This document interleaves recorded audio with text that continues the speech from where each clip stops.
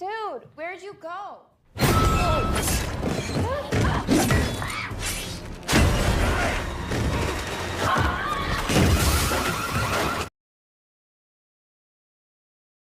Halo semuanya, selamat datang di Wazau Review. Hari ini kita akan mengulas alur cerita lengkap film Scream 7 yang dirilis tahun 2026. Jadi, siapkan diri kalian karena teror Ghostface kali ini lebih brutal, penuh kejutan dan menyimpan rahasia yang tak terduga. Selama bertahun-tahun, Sidney Prescott berhasil bertahan hidup dari teror Ghostface yang terus menghantuinya. Namun kali ini mimpi buruk itu kembali dan sasarannya bukan lagi Sidney, melainkan putrinya sendiri. Siapa Ghostface kali ini? Apa motif dibalik rangkaian pembunuhan yang kembali mengguncang kota? Dan mampukah Sidney sekali lagi melindungi orang-orang yang paling ia cintai? Sebelum lanjut seperti biasa, kalau kalian suka dengan channel ini, silakan tekan subscribe dan notifikasinya biar nggak ketinggalan alur cerita film-film keren di Wazau Review. Mari kita mulai.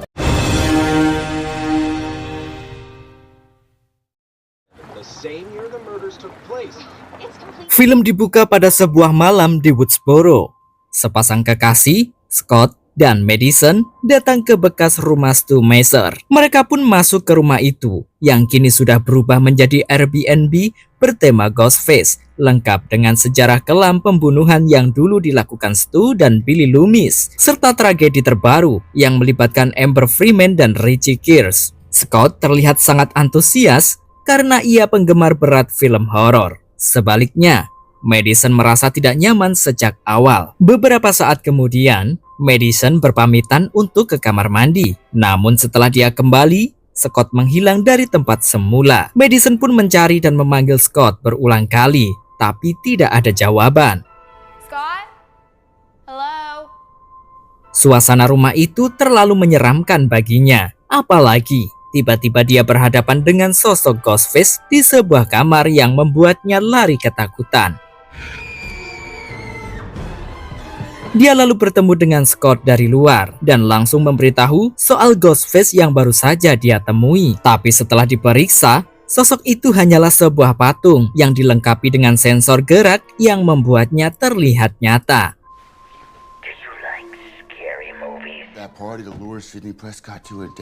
Setelah itu mereka melanjutkan keliling malamnya di rumah tersebut. Tak lama kemudian, pemilik rumah menelepon mereka dan memberitahu beberapa pertanyaan trivia film horor seperti tradisi Ghostface. Awalnya semua terasa seperti bagian dari pengalaman menginap. Namun, suasana berubah ketika Madison menerima telepon di ponselnya sendiri. Dari penelepon tersebut, terdengar suara pria yang mengancam akan membunuhnya. Madison mengira itu hanyalah Scott yang ingin membuat lelucon. Setelah telepon dimatikan, Madison mendekati patung Ghostface yang masih membuatnya takut. Apalagi dia mendengar suaranya yang mirip dengan penelepon tadi. Tiba-tiba, sosok Ghostface muncul di belakang Madison, sehingga membuatnya refleks dan membogem kepalanya. Namun ternyata, sosok itu hanyalah Scott yang ingin bercanda. Suasana mendadak berubah jadi menegangkan. Yang awalnya dikira patung, ternyata Ghostface asli, dan langsung menyerang Scott, membunuhnya dengan cara yang sadis. Ia menikam Scott 2 kali di dadanya, lalu menancapkan pisau ke kepalanya. Ghostface lalu menghajar Madison. Madison sangat panik dan ketakutan, membuatnya berlari ke lantai atas. Saat Ghostface mengejarnya, mereka sempat terlibat baku hantam.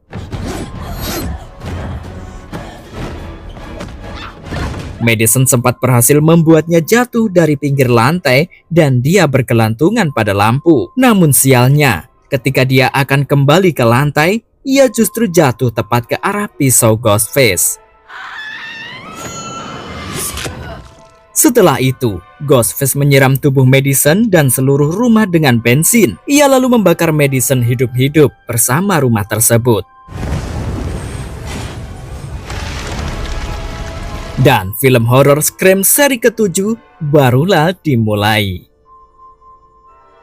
Di Pine Grove, Indiana, seorang cewek bernama Tatum Evans sedang dikunjungi pacarnya bernama Ben Brown yang menyelinap lewat jendela. Kedatangan Ben rupanya hanya ingin meminta jatah dari Tatum, tapi sayangnya belum sempat buka-bukaan. Momen mereka diganggu oleh ibu Tatum yang bernama Sydney Prescott, sekaligus pemain lama di film ini.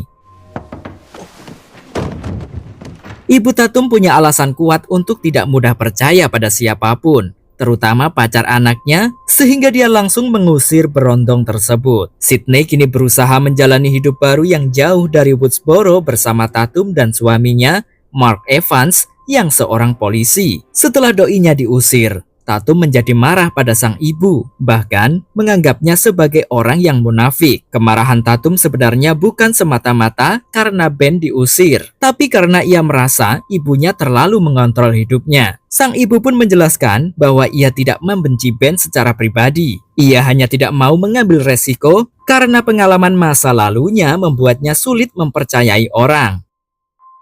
Keesokan harinya, Sydney pergi bekerja ke kafe yang ia kelola. Di sana, ia bertemu tetangganya, Jessica Brodin, dan putranya, Lucas. Lucas ingin mewawancarai Sydney soal masa lalunya yang selalu berhubungan dengan para pembunuh bertopeng. Sementara itu, Tatum berangkat sekolah bersama dua sahabatnya, Chloe Parker dan Hannah Thurman. Setelah dijemput oleh Ben, saat sedang bekerja, Sydney melihat seorang pria mencurigakan yang terus memperhatikannya sambil mengambil kopi.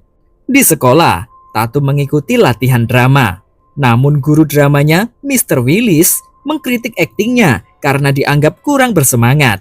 Padahal perannya hanya menjadi seekor anjing. Ia bahkan membandingkan Tatum dengan Sydney, sesuatu yang menurut Tatum jelas terasa tidak adil.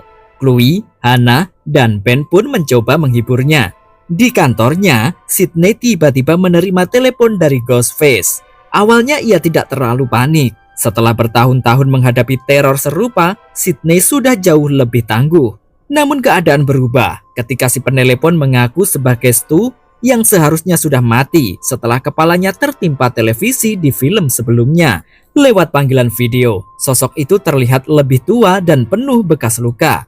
Ia menunjukkan bahwa dirinya sedang berada di luar gedung teater SMA Tatum. Sydney pun langsung menghubungi Mark dan bergegas ke sekolah. Sementara itu, di ruang ganti sekolah, Tatum merasa seperti ada yang mengawasinya.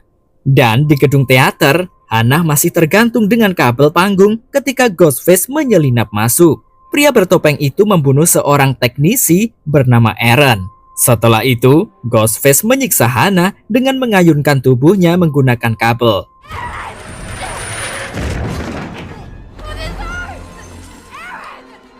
Tidak cukup di situ, ia kemudian menyayat lengan dan kaki Hannah. Ia lalu mengangkat pisau saat tubuh Hannah terayun turun, membuat isi perutnya berhamburan. Hannah pun tewas dengan cara yang sangat mengerikan.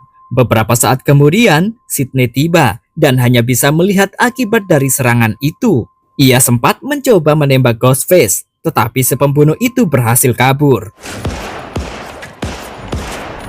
Polisi kemudian memeriksa Tatum dan teman-temannya yang masih sangat terguncang oleh kematian Hannah. Sementara itu Mark mencoba menenangkan Sydney. Ia mengingatkan bahwa polisi akan mengatasi situasi tersebut. Ia juga menegaskan bahwa prioritas utama mereka sekarang adalah melindungi Tatum, bukan rasa takut menguasai mereka. Mark meyakinkan Sydney bahwa mereka akan menghadapi Ghostface bersama seperti yang sudah mereka lakukan berkali-kali sebelumnya. Sesampainya di rumah, para rekan Mark memeriksa keamanan rumahnya karena rumah itu dianggap sebagai lokasi yang kemungkinan pernah dimasuki oleh Ghostface. Setelah itu, Sydney ingin membawa Mark dan Tatum pergi secepat mungkin. Namun tanpa sepengetahuan mereka, Ghostface memang benar-benar ada di rumah itu yang keluar dari persembunyiannya di balik plafon. Di saat Sydney berkemas-kemas, Tatum lalu menyinggung namanya sendiri. Ia tahu bahwa ia dinamai dari sahabat lama Sydney yang dulu menjadi korban Billy dan Stu. Namun, Tatum menegaskan bahwa ia tidak ingin menjadi korban. Ia ingin menjadi orang yang melawan. Tak lama kemudian, Ghostface muncul menodongkan pisau ke arah Tatum, membuat Sydney dan Mark langsung berusaha melindunginya. Mark dan Ghostface sempat adu mekanik. Namun setelah itu Mark dilempar jatuh dari tangga.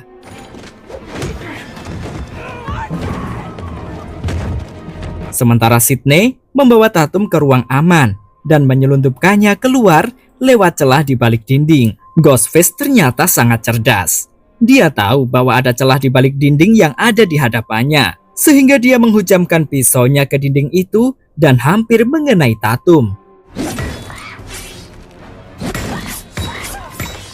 Beruntung, Tatum dan ibunya berhasil keluar dari rumah. Mark kemudian mendorong Ghostface dan melawannya hingga ke jalan. Mengetahui Mark dihajar, Sydney meminta Tatum pergi memanggil polisi. Sementara dia membantu Mark melawan pembunuh bertopeng itu. Saat Ghostface berada di jalan, ia tiba-tiba ditabrak oleh sebuah mobil. Pengemudinya ternyata adalah Gale Withers yang datang bersama dua anak magang barunya, Chad dan Mindy.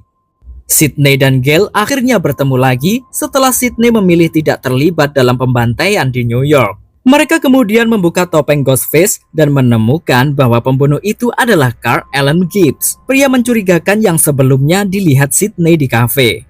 Tidak ada yang tahu apa hubungannya dengan Sydney atau kenapa ia menggunakan sosok Stu untuk memancingnya. Setelah polisi datang, Sydney dan Gale kemudian mengetahui bahwa Gibbs kabur dari rumah sakit jiwa Fallbrook setelah membunuh 3 orang. Sydney dan Gale kemudian mendiskusikan identitas Carl Gibbs. Gale curiga bahwa ia bukan satu-satunya Ghostface. Karena pembunuhan tampak terlalu terorganisasi, mereka menduga ada dalang lain di balik semuanya. Tiba-tiba, Sydney menerima panggilan telepon lagi dari orang yang mengaku sebagai Stu Mercer. Selain menghina Gale karena mengira telah dipecat dari pekerjaannya, pria itu juga mengancam akan menghabisi nyawa mereka berdua. Keesokan harinya, mereka memutuskan mengunjungi rumah sakit jiwa Fallbrook. Di sana mereka bertemu seorang petugas bernama Marco. Marco lalu menunjukkan letak kamar Gibbs. Ia juga mengenali foto Stu yang ditunjukkan Sydney sebagai pasien bernama John Doe. Marco mengatakan bahwa John adalah seseorang yang disebut mengalami hilang ingatan akibat cedera berat di kepalanya. Marco lalu membawa mereka ke kamar pria itu, di mana sejarah kehidupannya dikenal sebagai pengembara jalanan yang suatu hari kehilangan akal dan membunuh siswi SMA. Namun pria itu sudah dibebaskan dari RSJ sejak 2 minggu yang lalu. Dari situ, Sydney dan Gale menyusun rencana untuk memancing Stu keluar. Caranya, Sydney akan melakukan wawancara langsung dengan Gale di televisi. Sementara itu, di rumah keluarga Evans, Mark sedang sendirian. Ketika ia memeriksa salah satu ruangan yang dipenuhi lembaran plastik, Ghostface tiba-tiba muncul dan menyerangnya. Ia membungkus tubuh Mark dengan plastik, lalu menikamnya berkali-kali.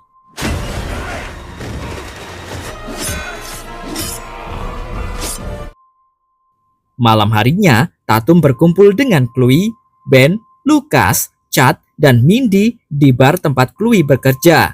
Awalnya mereka hanya bercakap santai, namun kemudian Mindy mengubah topik menjadi serius karena ia mulai menganalisis pola serangan Ghostface. Karena situasi makin kacau, semua orang kini bisa dicurigai.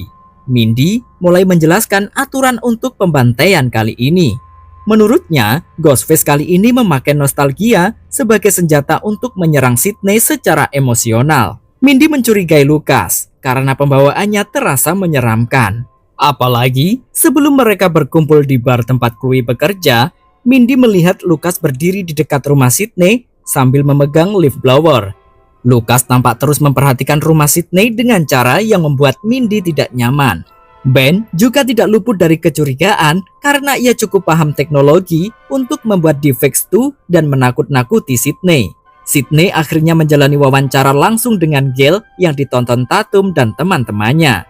Namun, wawancara itu mulai tidak nyaman ketika Gale menyinggung anak-anak Sydney, termasuk 2 anak lainnya yang sedang tinggal bersama ibu Mark. Sydney pun terpaksa menghentikan wawancara tersebut. Namun Stu tetap menelepon Sydney. Ia mengatakan bahwa dirinya berada di luar bar tempat Tatum berada. Sydney pun langsung bergegas pergi meninggalkan studio. Sialnya lagi, mobil Sydney tiba-tiba terkunci sehingga dia terpaksa lari. Sementara itu, Ben mengantarkan Tatum pergi. Namun Tatum terkejut ketika melihat Ben ternyata pernah membuat video deepfake menggunakan wajah Stu di laptopnya. Tatum langsung mengira bahwa Ben adalah Ghostface. Dalam kepanikan, ia memukul Ben hingga pingsan dengan laptopnya. Namun pada saat Tatum akan kabur, Ghostface asli justru muncul di hadapannya. Tak lama kemudian, pintu bar tiba-tiba terkunci saat Mindy dan Chad akan keluar untuk mencari Tatum. Chloe yang berada di dapur dibuat ketakutan ketika lampu padam secara tiba-tiba. Ghostface muncul dan langsung menyerang Chloe.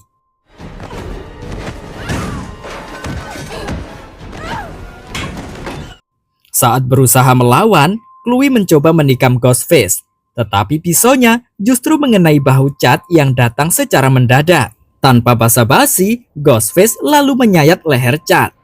Mindy yang berusaha menolong turut jadi korban dengan perut yang disayat oleh Ghostface. Chloe kemudian keluar dari dapur dan bertabrakan dengan Lucas. Namun, Lucas justru masuk ke dapur sehingga dia keluar dengan perut yang berlumuran darah. Setelah itu Ghostface keluar dan memburu Chloe. Awalnya, Chloe mengira bahwa pembunuh itu sudah meninggalkan bar. Namun pada saat ia keluar, Ghostface muncul dan langsung membunuh Chloe dengan menyeretnya melintasi bar. Tubuh Chloe menghantam deretan gelas hingga pecahan kaca menancap di lehernya. Setelah itu, Ghostface menyerang Lucas yang masih bernafas.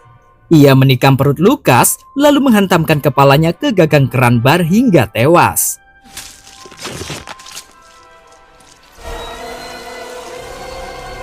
Sementara itu, Tatum berlari ke jalanan yang kosong karena kota sedang memberlakukan jam malam. Ia sempat menghantam Ghostface yang kembali mengejarnya setelah melakukan pembunuhan di bar. Namun, pembunuh itu terus memburu Tatum.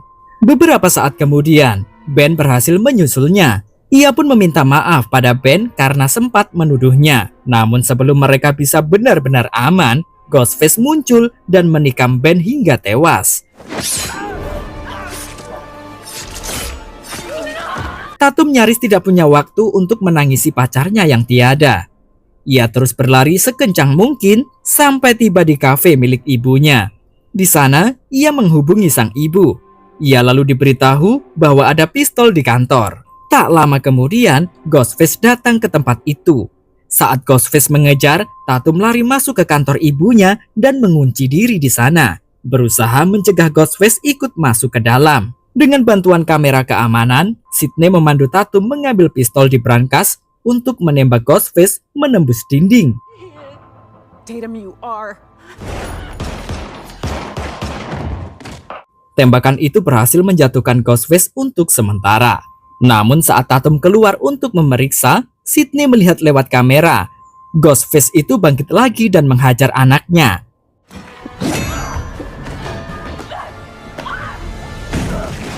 Tatum melawan penjahat itu sekuat tenaga dan berhasil melumpuhkannya. Namun, rupanya pelaku pembunuhan itu bukan cuma satu orang, melainkan lebih dari itu.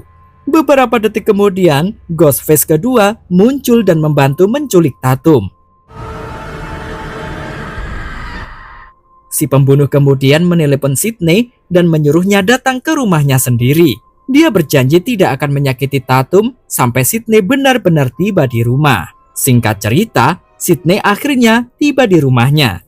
Dia kemudian menyadari bahwa Ghostface memang menggunakan teknologi AI untuk menciptakan video palsu dengan wajah Stu. Bukan hanya Stu, dia juga menggunakan wajah para Ghostface lama seperti Nancy Loomis dan Roman Bridger. Bahkan wajah Dewey ikut digunakan hanya untuk menyiksa Sidney secara emosional. Di dalam rumah, Sidney melihat Ghostface pertama menodongkan pisau ke Tatum. Saat pembunuh itu membuka topengnya, terungkap bahwa ia adalah Marco, salah satu petugas di rumah sakit jiwa Fallbrook. Setelah itu Ghostface kedua muncul dan Marco menyeret Mark keluar. Mengejutkannya, Mark ternyata masih hidup.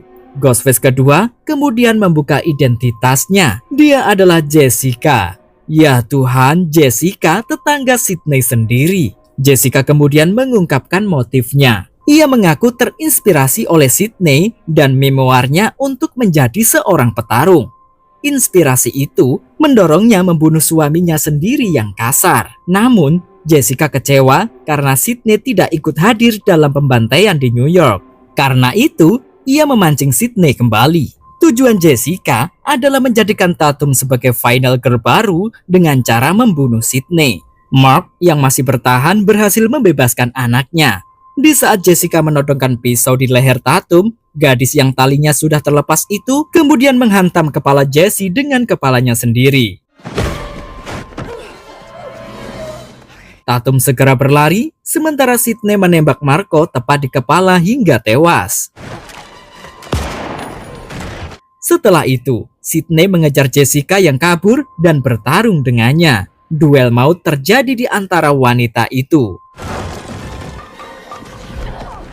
Is that all you got? Ketika Jesse mencekik Sydney dengan kabel, Sydney berhasil menikam Jessica berkali-kali sampai Tatum akhirnya menembaknya. Sayangnya, tembakan itu meleset tidak mengenai kepala, membuat Jessica kembali bangkit. Sydney dan Tatum lalu menembaknya berkali-kali sampai Jessica benar-benar tumbang dan wajahnya hancur.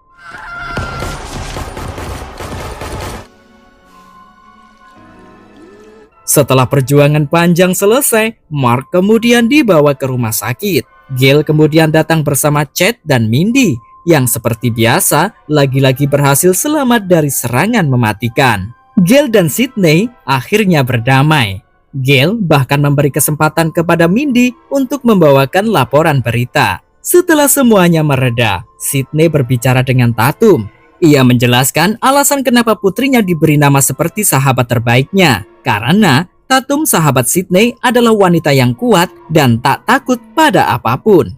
Penjelasan itu membuat Tatum merasa lebih kuat dan tenang. Akhirnya, Sydney dan Tatum pergi ke rumah sakit untuk menemui Mark. Dan begitulah akhir dari teror Ghostface kali ini. Meski para pelaku akhirnya terungkap dan berhasil dihentikan, satu pertanyaan tetap menggantung. Apakah mimpi buruk ini benar-benar telah berakhir? Atau hanya jeda sebelum Ghostface kembali dengan wajah yang berbeda? Kalau menurut kalian, bagaimana pendapat tentang Scream 7 ini? Apakah plot twistnya berhasil mengejutkan? Atau masih ada misteri yang belum terjawab? Tulis pendapat kalian di kolom komentar. Jangan lupa klik like, subscribe, dan aktifkan lonceng notifikasi agar kalian tidak ketinggalan alur cerita film-film seru lainnya hanya di Wazow Review. Sampai jumpa di video berikutnya. Tetap hati-hati, karena di dunia Scream, siapapun bisa menjadi korban, dan siapapun bisa memakai topeng Ghostface. Bye-bye.